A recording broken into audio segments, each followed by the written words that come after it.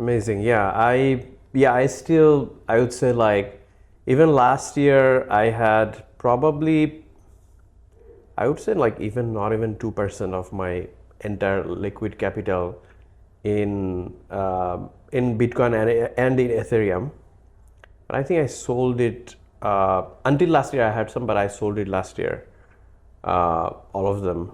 And then now I'm thinking that okay, because like the way I trade is more on like holding the, I mean, I was talking about my own fund and stuff. Like we invest in public market companies, publicly traded companies. And I mean, it doesn't matter how we are investing. It can be USD, it can be through Bitcoin also, doesn't matter. Sure. But it's investing on a company and growth of that company. Sure. So we understand the company's underlying economics and their team and their performance, blah, blah, all these metrics. And then basically we buy and hold big amounts and then we sell. This is how any funds make money. Absolutely. So me and my friend, we both understand the economics of like a company and like those numbers, we understand those.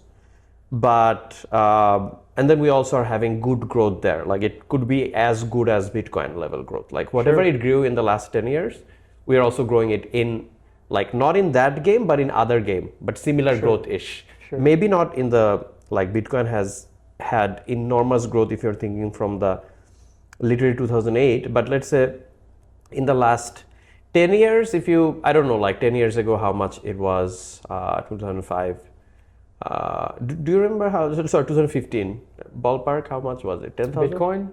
Yeah. Not 10,000. It was so early 2017, because I just got into 2017. It was, I think early, it was like maybe 1,000, 2015. It could have been a couple thousand. It definitely was not 20,000. It wasn't, it was below 5,000 even, maybe. Maybe around that. I don't know off the top of my head. Okay. So it did grow a lot. Yeah. Like beating that will be difficult in public market, but doable, not impossible. But so that's why I was like, okay, like I do not understand the underlying principles. Sure. But as I was saying while talking is that for the mass people, now that big corporations are coming in, there is two angles are happening. One is that big corporations are coming in. Secondly, there is a falling lack of faith on the US government. Yes. Like linearly for the last couple of years with all this volatility, all this war, blah, blah, blah. Yep. And that's why I think the public sentiment will only be more anti-USD-ish. They will not get out of it, but they will be a little bit shaky. And that fear will either go to gold or Bitcoin or any of the other assets. So I can see that because of that, it will increase, at least for the next 10 years for sure. That seems like a good trend. So maybe I will put some, like, for me it will be, I am a big believer of like diversifying my assets, like not even keeping in liquid only, sometimes just lands and like non-liquidable assets, like just lands, like lands are forever, so things like that, like not all assets have to be in USD or Bitcoin or like liquid cash. So now I'm trying to diversify, but maybe like 5 to 10% I could go into those. I like it. Which could be like a good starting point just to be in the, and it won't be like a dumb investment at this point, because when, let's say like Bitcoin was also like 50,000 sometime, and then it went, let's say 3,000 or like 20,000, 25,000 to 3,000. These are, if I think of Bitcoin as a stock, which it isn't, I would say it's a very volatile stock. Like I don't I don't like this kind of stocks. Like there are a lot of friends I have who are like, they're like, highs and lows. I'm like, dude, like, if you go high, you can also go low. Do you understand that basic? So like they're always excited, like, we'll go 10x. I'm like, dude, but you can also be 1/10. Like, so true. I go for investment which are a little boring.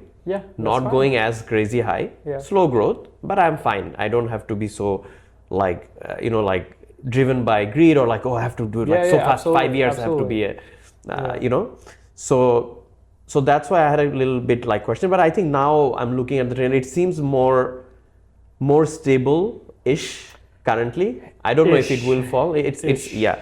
That's the one concern you're asking. We're discussing about this. Like, yes. One is that there is this long-term picture I was saying, but I'm not too worried about the long-term picture. Let's look at 10 years, 15 years, 20 years now.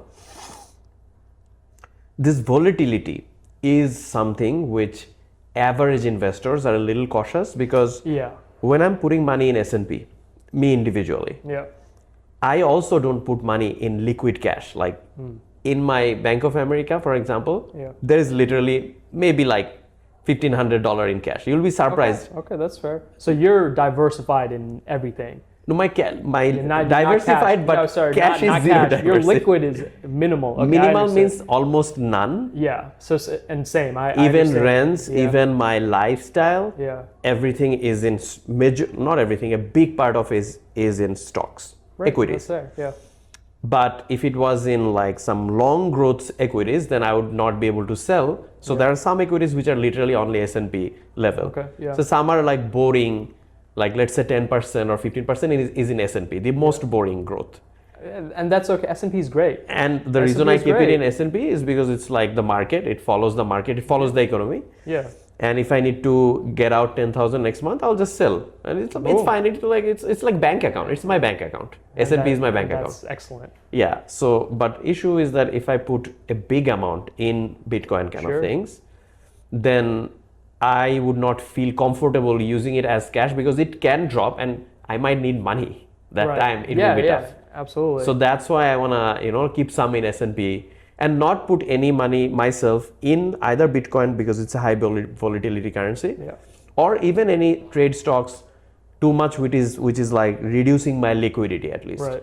Because sometimes none of these currencies are going down forever, but sometimes they are going down for a year or 6 months. Yeah. And it takes some time to recover. It will recover for sure, but there is a holding period. Or in the cryptos world, hodling period. Hodling, hold on for dear life. But like if 90%, for example, is there, then you have to earn, like if it all goes down, then your liquidity is down. Yeah, absolutely. So that's the one issue. And so with that, again, going back to the long-term play, right? This is a long-term. So I'm looking at it decades from now. That's good. Next couple of years, but decades. And so long-term wise, Bitcoin has only gone up at that point. But yes, within a year, absolutely. I mean, can go up and down. You had a low of 70,000. It was, I think, 78,000 this year. Yeah. And now it's up to 120, 119. I think that's a 45% increase. Crazy. So to people, it's like, dude, that's wild. That's fair. It is a wild adjustment. That's crazy. I mean, an institutional investor would look at that and think, that is madness. Why on earth would you touch that? Yeah. However, if you look at it from long-term growth perspective. Sure. And so let's take it back to 2017. Let's say that you bought at the high then at 20,000. I mean, you're at 120 right now. So you've already 6x at that point.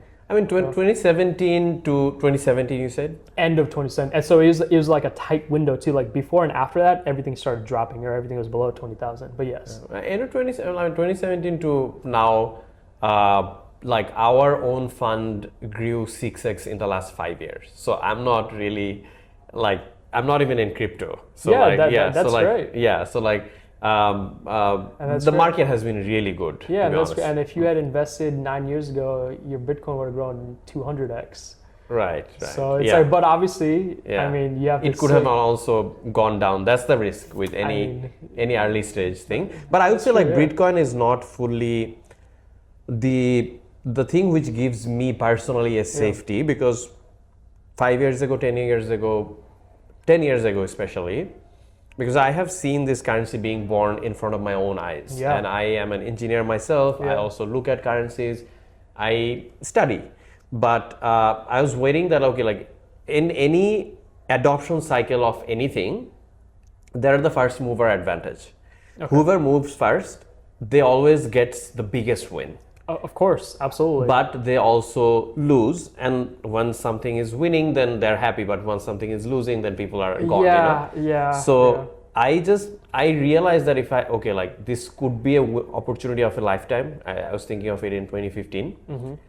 But I was like, do I, at that position, did I have enough capital to take the risk? I thought like, no. Yeah, sure. At that age, I didn't decide to like, okay, no. Yeah. Not only age, I mean, first, I didn't have as much capital as I have right now. Sure.